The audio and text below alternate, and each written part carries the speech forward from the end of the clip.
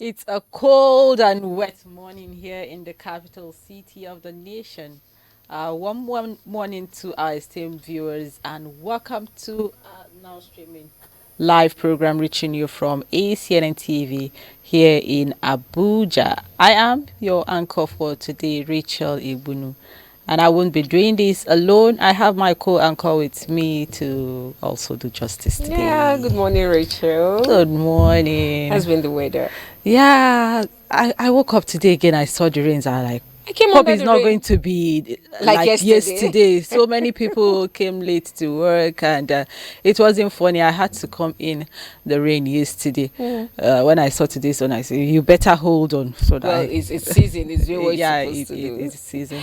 Good morning, viewers. I am Promise Injakwadibe. Thank you for joining us on today's episode of Now Streaming. Thank you for promise. And to do justice to some unanswered questions before us this morning is the Venerable Dalimo Odige. He's the proprietor of Transfiguration Nursery and Primary School, and also doubles as the vicar of the Transfiguration Church of Transfiguration. Church of Transfiguration Church Gadua. Thank you for still being with us in the studio. Thank you very much. Thank you for coming. And today he will be shedding more light on the topic of our discussion, which is on educational matters, which says, is homework necessary for learning, or is it outdated? Okay, now the debate around banning homework is complex with strong arguments on both sides. While homework can reinforce learning and build essential skills, excessive amounts can also lead to stress, sleep deprivation, and reduce family time. Ultimately, the decision of whether to ban homework is a matter of balancing education, academic benefits with students' well-being and individual needs. So now let us hear from both sides, both the teachers, the parents, and if possible, the students. You can call in. Your contribution is always welcome. You can join the conversation via the numbers showing on your screen or through our various social media handles. So let's go into this discussion now. And before we went to the break, I guess Daddy was about to revert on what you were saying. Okay, yeah. You were saying. So before we go into the Because I discussion. asked how many churches we have and how many industries we have. You see, God has blessed us in various ways. Not just only in terms of resources, even in the fact that He created humanity, man, in His own image. So that we'll be able to explore what He has given to us in terms of natural resources, and we'll be able to make the best of it. But most unfortunately, our exploration has been directed to ourselves. So whether you call them in churches, it is a self issue. Whether you call them anywhere, the matter is not with the churches. The matter is with the persons that are operating the churches. Okay. Yes, you can still find some churches that are very, very impactful. They are redirecting people back to the faith, and those people are making impact in wherever they have found themselves in. So the matter is that many of our churches now are becoming industries. So you have a lot Business of places. industrial Yeah, churches. yeah, business. Yeah, For they the are profit. there, everything is for yourself. And then instead of us boasting about souls that are going to heaven, how many people are being called into the church of God, we are boasting about how many rich men attend our churches, what is the type of vehicle they are riding into our churches, and those type of things. There's a misplacement of priority because of that innate quality in man. Innate in the sense that man has no ability of delivering himself. We need somebody else to be able to redeem us, and once we are redeemed, we are restored.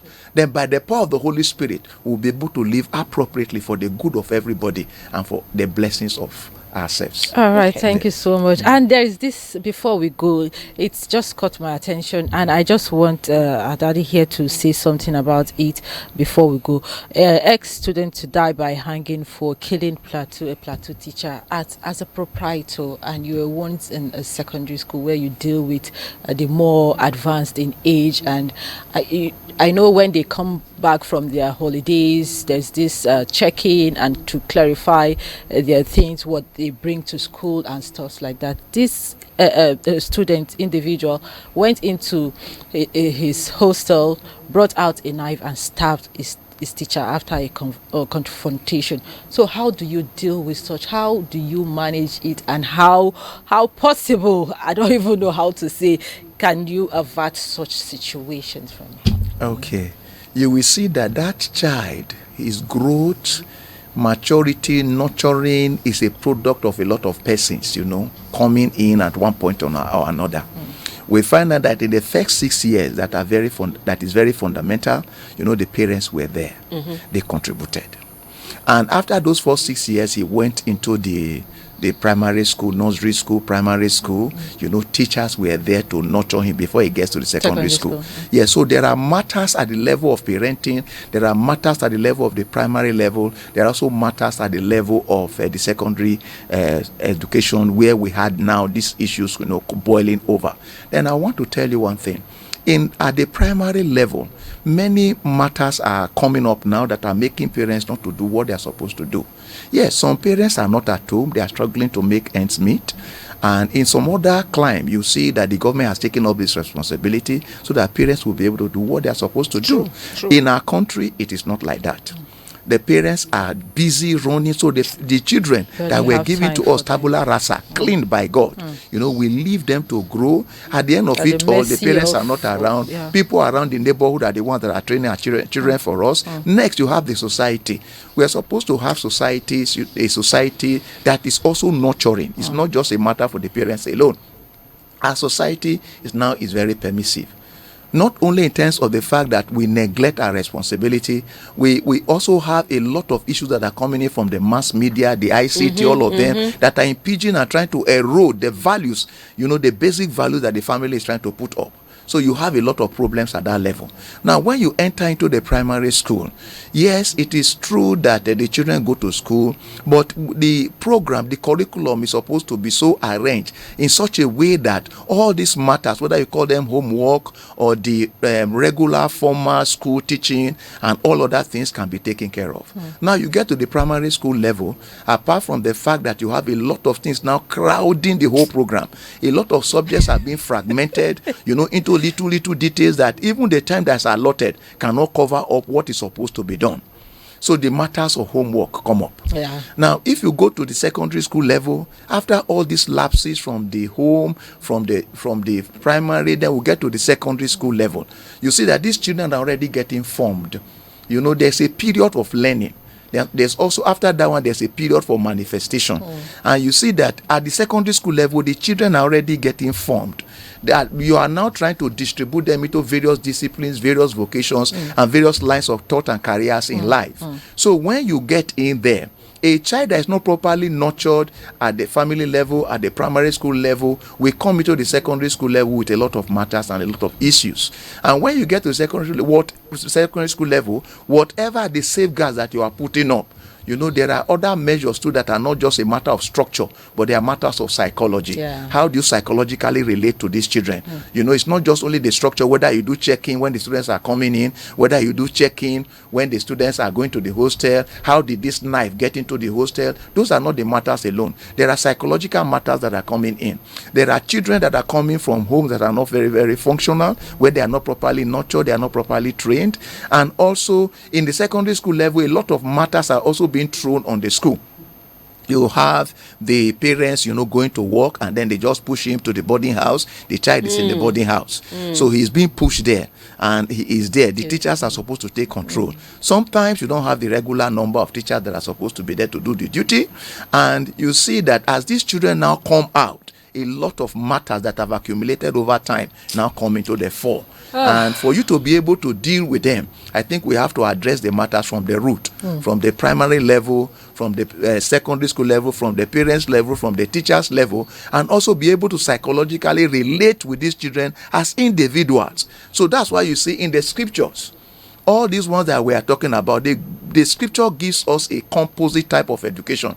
The education that is done in the formal school, the education that is done at the family level, the education that is done on the streets, everywhere, everyone is involved in nurturing our children. So when there is a lapse somewhere, it will not necessarily come in. And these children you talk about now, nobody remembers that maybe he must have been left at home, and then some boys that he was relating with taught him how to use the knife.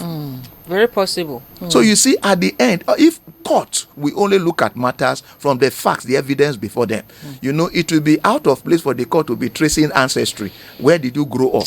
Who are the people that impinge on you? But I think very well that, when they talk about juveniles now, these are the matters that will come around, which I think the judge will take into consideration when he's dealing with matters, that are relating to children in secondary schools. That when they are under 18, then they can be sent to those areas for custodial training. Okay. Send them to custody where they can be properly trained instead of sentencing them to death by hanging. Quite unfortunate. I don't know. Do we have a functioning juvenile center in Nigeria? Have you been to our prisons? And this case has been on since 2021, but the guy he's been remorseful, but they are saying it can't be judged based on him being remorseful. Oh yeah, because at that moment, the law must take its course. Yeah, it's understandable. It's understandable. But then, what is good for the goose is also good for the gander. How many of our politicians have been jailed? I will still come for politicians. How many of them have been jailed? How many of our corrupt judges have been jailed? How many of our corrupt top shots have been jailed? We've seen big men commit murder. How many of them have gone to prison? How many of them have been killed? I'm not excusing the actions of this young chap here, but then Venerable said here, he should be taken to a juvenile center, and then something good, given a second chance, something good might come out of it. But then my fear is, how sure are we when he goes in there he will be a better version and or worse than when he went in? Well, viewers, I want to encourage you to please call in. The number to call in is showing on your screen, and if you can't call in, please send us your comments via any of our social media platforms also showing on your screen. For my fellow parents, we've always complained homework. They no longer call it homework, they now call it home fun. Call. Are you in support of teachers sending children home with home funds? If yes, please call and let us know why you like that. And if you're among those who say no, anything about school should stop at school, leave the children when they come back home to rest, please feel free to call in, lend your voice to this discussion. We really appreciate your contribution. So, Rachel, should I go first? Please go ahead. Okay, so proprietor, I'm sorry. Bishop is the proprietor. Okay, I'm sorry. We've always, when I was talking earlier, I said it is now being called home fun. During our days, it was homework, but now they call it home fun. So, can you just talk more on that term, homework, and how it relates to the academic of our children, both from primary, in fact, even nursery. Nursery come home with home fun. Nursery, primary. Can you relate how can you talk on how it relates to that? You see, the concept of homework comes out of the complementary role of the home to the school. The child is not supposed to be made to understand that teaching is only in the school. He's supposed to be made to understand that also at home there's an extension. So all of us are pursuing the same matter. If the child understands that what he gets in the school is the same thing that he will get at home, he will be able to focus, that there is no contradiction. So that is the reason why it is called homework. Home complementing whatever is done in the school. At the end of the day, you cannot be able to finish up everything that is being done in the school. That's number one. Number two is this, that you also give the child an opportunity to independently go and stay on his own under the supervision of the parents, to be able to, give you an evaluation of how much learning has taken place in the life of the child. And you also see an opportunity in which, the teacher is able to get a feedback when he comes to class the next day, when he wants to see whether the children understands what he has taught them previously. So homework provides that type of feedback for the teacher. So the matter of whether the homework should be restricted to the school or also extended to the home, I think it is because of other factors beyond the issue of learning. Okay. As far as learning is concerned, the home is supposed to be complementing the school.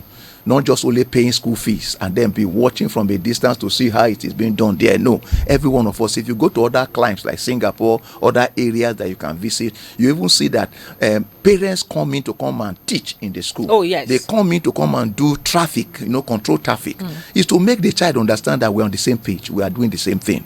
Every one of us, we are doing the same thing. So I think to that extent, homework is important, very necessary. But where parents are not at home to supervise our children in doing the homework, you see there is a subtle attempt, to maneuver and say, no, push it to the school. Or even at times when the parents are at home, they are tired, they have worked the whole day, they don't have the time. Many of our nannies now that cannot even cook our food are training our children. They are not qualified to cook our food. We don't want them to cook our food, but we leave them to take care of our children. What a misnomer. So if you look at it, parents are tired, they push it around and say, no, let go and supervise the child. I think that we should rise up to our responsibilities, make things easier for us so that things can be done in the proper way. The school will be complemented. The child will be made to understand that the home is also an extension of the training ground. If you look at what the scripture gives us, the scripture did not tell us that learning ends in the classroom alone. The scripture tells us that even on the road, when you're on the street, when you are lying down, when you are waking up, when you go out, in the playground, everywhere. So that's why you see, when you define the agents that nurture a child, that trains a child, it's not just only the teachers in the school. The government also is involved through laws. You see, that uniform that the child wears is a signal to tell you this one is being nurtured. So everybody should be concerned. You see the child getting to a traffic. The traffic will stop every vehicle because he's wearing school uniform. Now before. And you see that when a child is also going astray, it's our responsibility as a society to ensure that we do it. If you see our villages those days, not now, everybody trains the child. That's the proper concept of education. Whether you call it informal, non-formal, whatever name you call it, all of them is training, all of them is education. Let us be able to do it, holistically, and then the child will properly train. It's not that when the child comes home is for relaxation. No, it's not for training. Let the child know very well that anywhere I'm going to, I'm being nurtured, I'm being trained, and let the child understand the import. Because if these things are not properly done, at the end of the day, the society will be at the saving end. All of us here will enjoy it. Go ahead, okay, when he talked about community or training a child, you just clicked. Okay, sorry, Rachel, we have a caller. Okay. Hello, good morning. You're welcome to Downstreaming.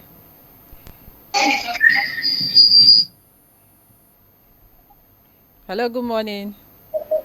Hello, good morning. You're welcome to Now Streaming. Please go ahead with your contribution. This is Mr. Unity speaking, calling from. Please go ahead. So, listening to the program, it tries to because of the program. I want to say that homework is a classroom, is an extension. Encourage the student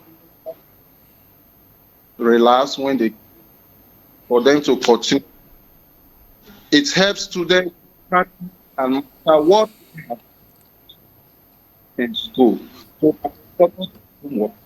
And it also helps students involve, because if the student goes to school, by coming back, the parents will the school or ask what they teach, bring the part. So homework for me is here.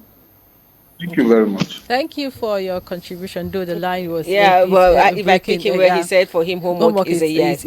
I was trying to say this community stuff. Rachel, I chop beating.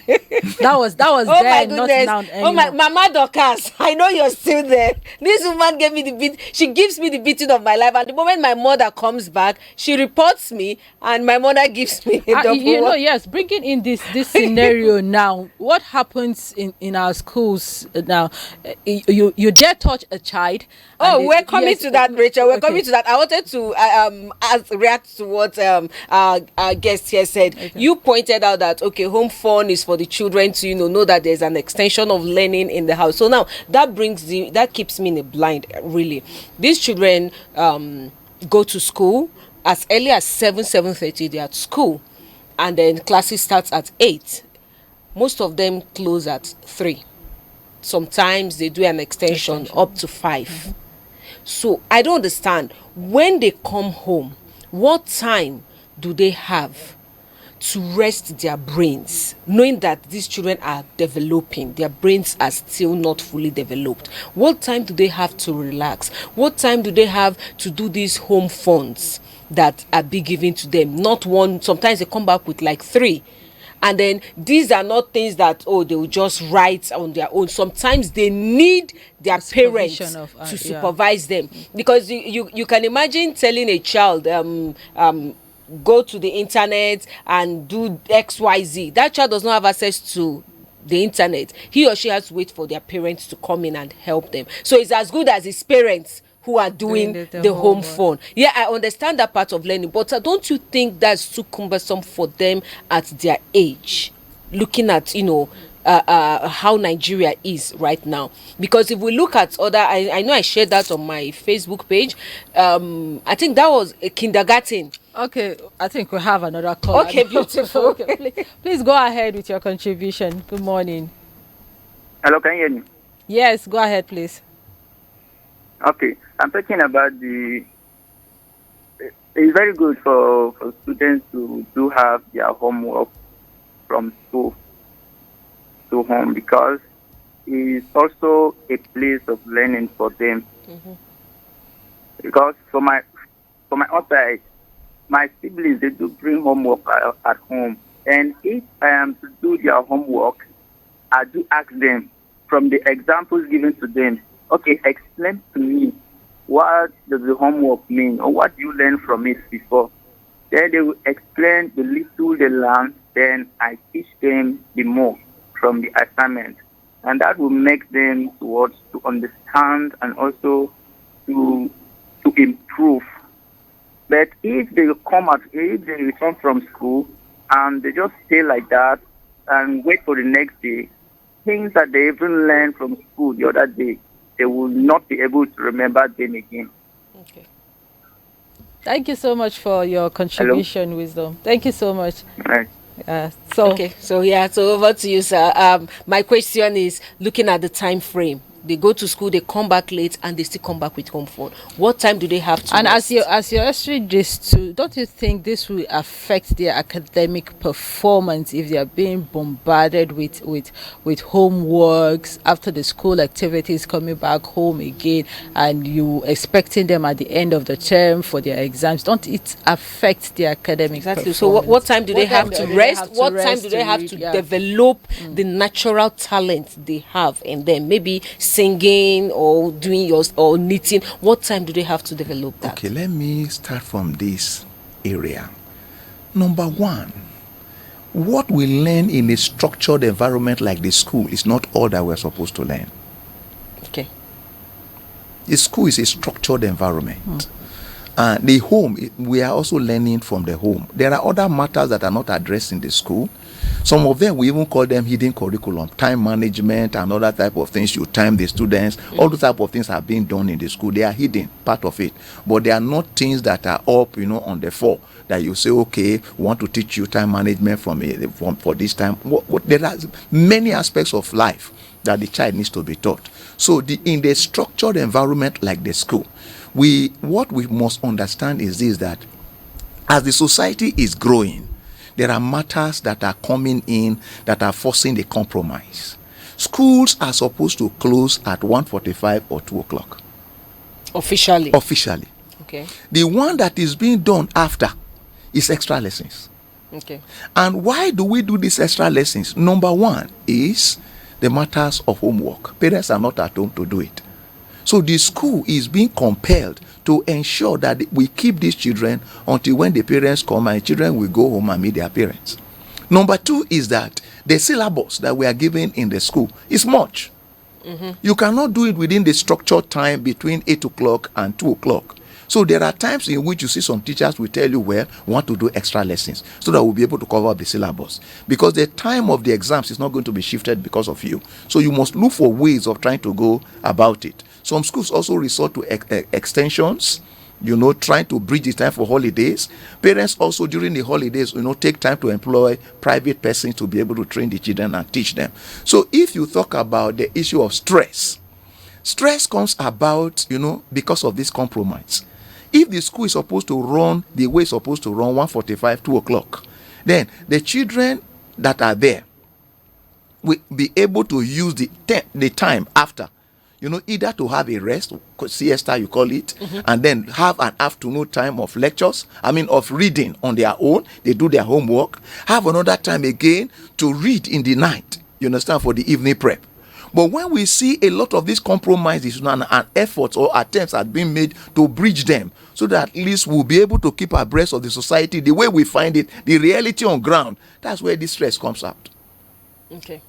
That's where this stress comes out. Now, the problem there now is this: how do we cover up for this stress?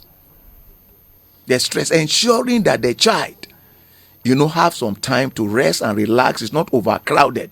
Because if the child is overcrowded, learning cannot be taking place. The child will not concentrate. He'll be stretched up. Yeah, so now, how do we do it? Number one, it starts from the level of the prescription of syllabus. When you were in secondary school, how many subjects did you do? Well, can I remember? I can. 8, 9. But how many are they doing now at SS1 level? Oh, let's even talk of the primary section. schools. How many subjects are they doing? Primary one, they call grade filled 1. with- They call them grade 1. They offer up to 11 or 12 So subjects. how many subjects? And within the 8 o'clock to the 1:45 and 2 o'clock, how can you cover those number of subjects on the basis of maybe 30, 45 minutes each for each lesson period? Okay, so now that brings me to this question. As a proprietor, I know we have other proprietors. I'm sure you people have what do you call it? A group or something. Is it not possible that our government does not know all of these things you're outlining?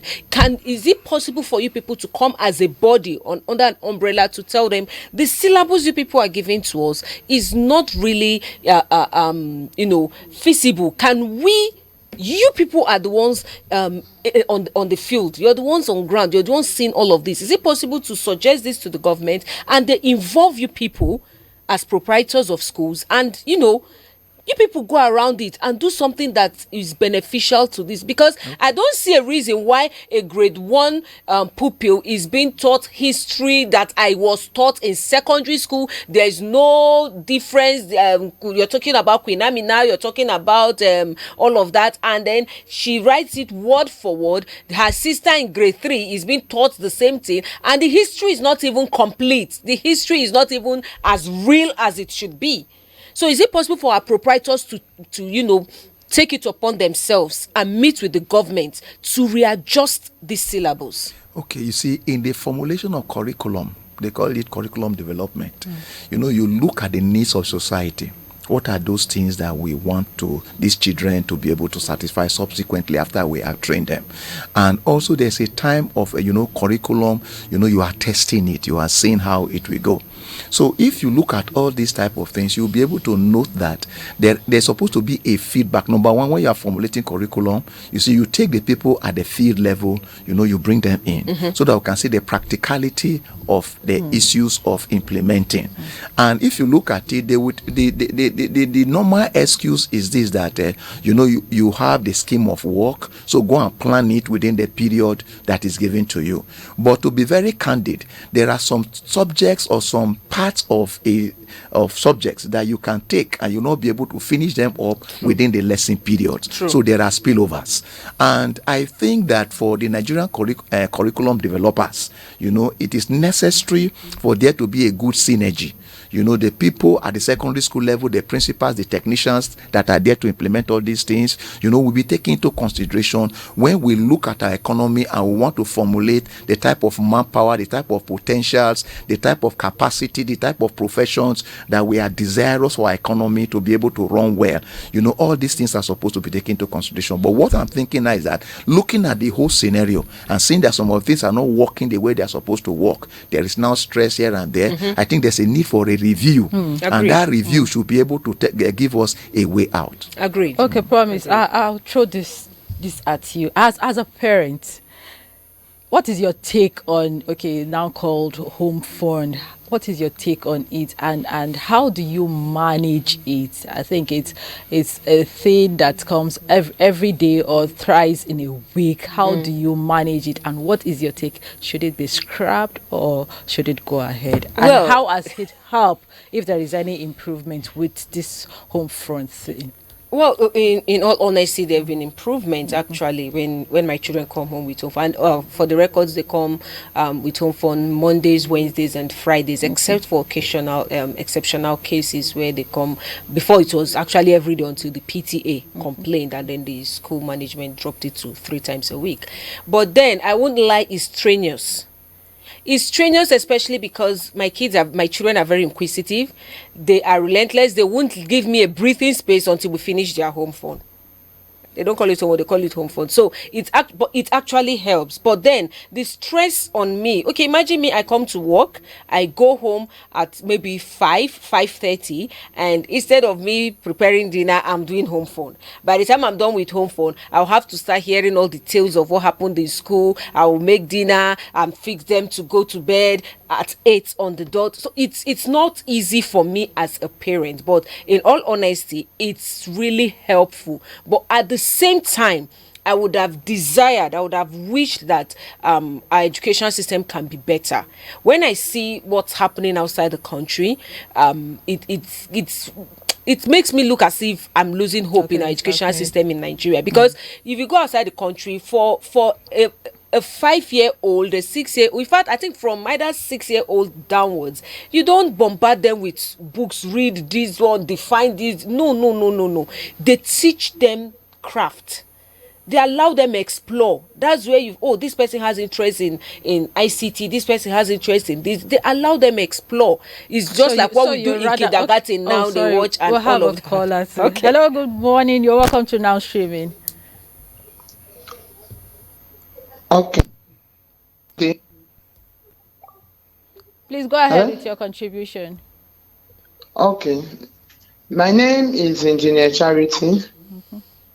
For the topic that has been considered, I want to say that home phone is a yes. Because first of all, it's a way of getting the parents involved. It's true that many a times it's so much that it's stressful for parents. I think the area we should focus on is to advise the schools that within the week, the home phone should not be more than two, because you have like 2, 3, 4 children that you need to help. Then they can give them the rest for the weekend. But whether home phone is important or not, it is very, very important. I also understand that some people may be against it because of the extra lessons that happen in school that makes the students to close late.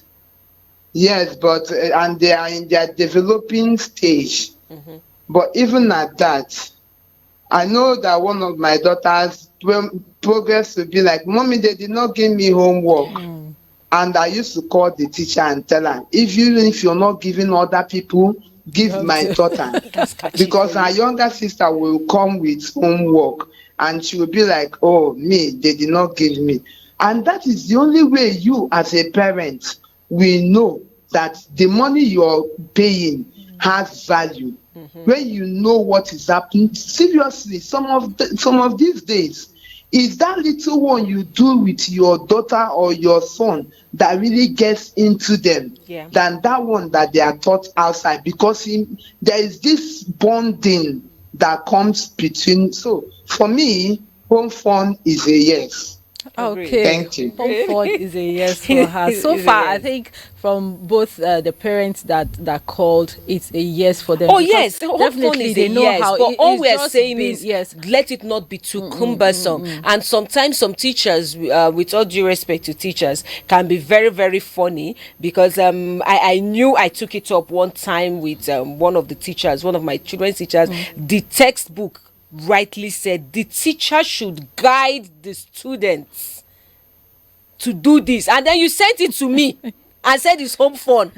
Proprietor, sir, you sent it to me. Like we did it. Said, we did it might actually. Not be able to cover. No, we up. did it, but so I had to situation. I had to draw the teacher's attention, and she said no. I said okay, come. When we took them to school in the morning, I said, read what was written here, and she started laughing. So I understand all of that, but then I think I still insist, please, in the process of forming the curriculum. If you people at the helm of affairs can insist on them cutting down, these children are developing. They don't have to read 10, 12 subjects before we know how good they are. I think that's my own opinion. But for the home fun, right? Homework assignments, yeah. It's a plus for me. It's fine. Okay. You see, whether you call it homework or home fun, it's a task. Yeah. It must be done. True. And return to the school the next day. Yeah. Or else the eyes that will be winked on the child will tell the child that there is a deviation. Yes, it's not supposed to be. But it is necessary for parents to try their best to complement the efforts of the school by ensuring that the homework is done and that the children are not made to understand why did the teacher not do it. No, we should complement one another. There are certain matters that are not for the consumption of our children. Agreed. We should be able to put our children in such a context where they will be ready to learn. You know, this issue of readiness is very, very important. If they are not prepared to learn, maybe their minds have been poisoned, or the homework was not done, or it was such that the child alone is the one that did it on his own, there's a problem. So if the parents are coming in, the children are also doing it, and the school is mindful of the fact that our contemporary times leave little room for parents to rest, I think all of us will be on the same page. Okay, I know our time is fast spent here, but I want to ask, you came all the way from AIA down to Transfiguration. Is there plans for, we know the president rolled out, what was that he called it? There's no extracurricular entrepreneurship, whatever. Are there plans underway in this present school where you are right now to make sure, the pupils there learn at least one skill per term? You see, the big matter in education is this, that you don't only learn with your head, you also learn with your hands. True. So what we are calling entrepreneurship now is that we are just properly emphasizing learning with your hands. That's what is being done. So are you people practicalizing it? You just have to. Okay. Because of the fact that if you put the brain to test or to work and you don't give it a rest, it will not be able to function well. You know, this change of activity is one of the methodologies in education. Yes, you change activities, you change this. So you are able to sustain the child's interest. And once you're able to sustain the child's interest, you know, when it comes to the level of using hands, like now you can tell the children, you know, even from the level of nursery, you paint. It's using the hand and the brain together, you know. And if you get to the level of getting to the senior secondary school, you start teaching them some of the programs, you know, in your computer, you know, that they can, not necessarily for the exam purposes, but they can use them on their own. Even the level of agric in our schools, you know, our Baba has made it that the children must go to farm. And when you get to the farm, you are able to farm in the school, and then they have a small vegetable garden in the house. Then that is a part of the using of the hands. The children are able to source some small money by trying to install programs here and there and do some things, you know, that are current, you know, that are contemporary. They are moving on. You cannot do without it. It's just a part of education. It's just that, you know, it seems as if once the government, you know, one language that the government hears is that they blow it out of proportion. These things have been there over time, and we have to emphasize it, yes. Okay, it makes education complete. I think we've talked extensively on this matter today, and we can also do an extension some other time. But your last word on this matter at hand now, and so far so good. It's not, no parent wants it to be scrapped or banned homework, but how can it be lessened? How can you come in and to a barest minimum see that, okay, this thing is not overwhelming on both the students and the parents as you wrap up? Okay, if you look at the teacher is a professional, trained professional. he should be able to understand the situation and know how to maneuver and ensure that in whatever context the children find themselves in, learning is taking place. The children are being nurtured. So the teacher will be able to formulate it, looking at the parents, they are not too much around, so I know the number of homework I can give. You understand? So that I will still be able to test the independence of these children, the compliments for the home, and I will be able to ensure that whatever is being done, I get a feedback, for my lesson the next day, and I get along. So you can trust the teachers. They are up to it, and with all the development workshops and retraining and training that we have now and everything, the teachers will be able to get around it. But the only thing is that give them this chunk that they can chew and swallow. If it is too big, then they will not be able, they will choke. Thank you. All right, promise. Now, I know sometimes there are these crafts that you bring even to the office to get it done for my children. For your children. So after today now, what is your take and how best do you think you can help yourself to manage around with the home fund and get it done? Well, God has been helping me for about 7 years now. I've been doing home funds. Teachers made me go back to school. So I've been doing it very well, and I've been coping, and well, I just want to encourage parents out there that whatever you do for your child is for your child, is for eternity. Please, let's put hands together and give our children the best. I was so proud when my daughters came back, and I told us here in the office here, my first daughter, who is in grade 3, cooked jollof rice in school. In school, they cooked jollof rice. She was so excited that right now. Learned that from school. Yeah, she learned it. And right now, when I'm cooking at home, she always wear her apron. In fact, the first step was she sewed her apron herself. And I'm still talking of this same school, Transfiguration Nursery and Primary School. Coincidentally, that's where he is. So she sewed her apron herself. They cooked jollof rice. And my second child, who is 5, they made a puff and chichi. Egg roll, and chicha, and they came back, and it was, we didn't hear what that day actually. It was interesting. We saw that they were happy, and that was why I asked if there were more practicals coming up. So I want to encourage parents, please do whatever you have to do to make sure your child get the best of education and the skills. It is important for them. Yeah, the teachers have their own role to play, but you should know that they are your children, and it's all on you. So, all the best to parents. Let's go back to school. Learning never ends. I think now I understand why they say learning never ends. Because we thought we were done after university and all of that. You learn new things from your children. Yeah, very true. They bring home the homeworks and home fund, as you I call never knew it what a yo-yo was until they came and said, okay. yo-yo. You've learned something there. All right, so I guess this morning, thank you so much for your vast knowledge this morning and bringing it onto the table. And we wish you well as you go back to the school, to the church, and yes, and we hope our parents too, the teachers, the students are also hearing it won't be stopped. Homework, home fund, it can be stopped. The whole thing is you just have to manage and balance, readjust your time, and debates, I'm sure it will still continue. So viewers, thank you, Promise, for gracing this seat with me this morning. It's a pleasure. Thank you. To our viewers, that is the much we can bring to you. And to our callers too, thank you for your contribution this morning. This is it. Here we end it on today's edition on Now Streaming. Thank you for allowing us into your space. And let's do this again tomorrow, same time, same station. Until then, do have a blessed day and stay safe. I am Rachel Ebunu. Bye for now.